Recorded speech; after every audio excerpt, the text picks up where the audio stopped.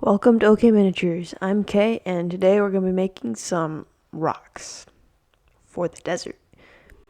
I started out by cutting random chunks of foam, and then I arranged some of the smaller pieces on top of the larger ones to give some height variation.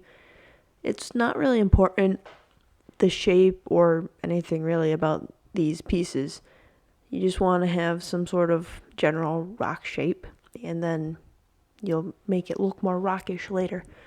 I would also recommend rounding the general edges of the foam.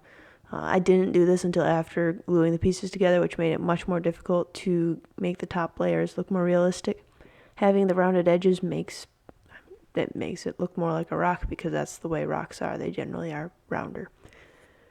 I glued the rock layers together using PVA glue and used some toothpicks to pin them together.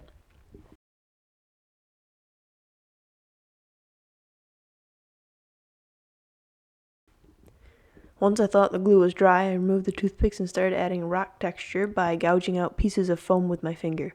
As I went, I realized the glue hadn't dried completely, which wasn't ideal, but I just added some of the toothpicks back in to keep the pieces from sliding around.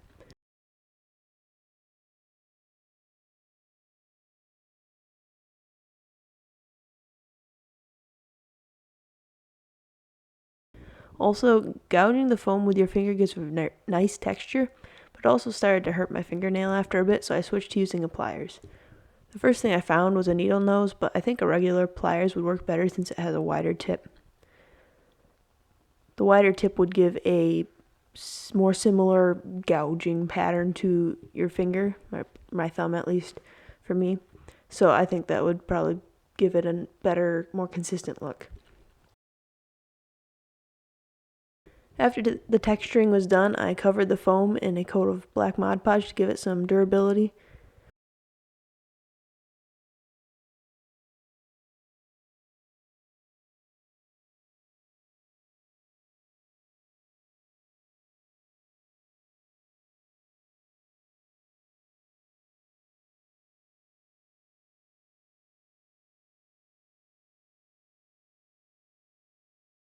I gave these rocks a very simple paint job. First a brown base coat, then I did a heavier orange-brown dry brushing, and finally a lightish coat of brownish-orange dry brushing.